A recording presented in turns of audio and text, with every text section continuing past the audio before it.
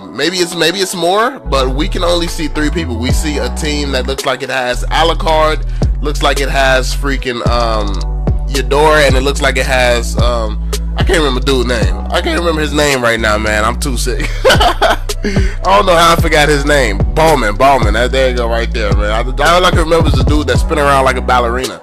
But yeah, and then we got a team with him on it. So, and it looks like they all come with their abilities intact.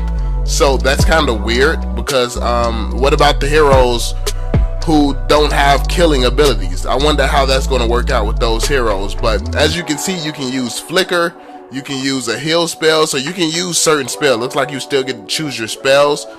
You can target, you can choose, you got advanced targeting still available to you. If you look in the top right hand corner, you still got attack, you still got the attack, and then you got the assists. So it is possible to get some assists. So this is team.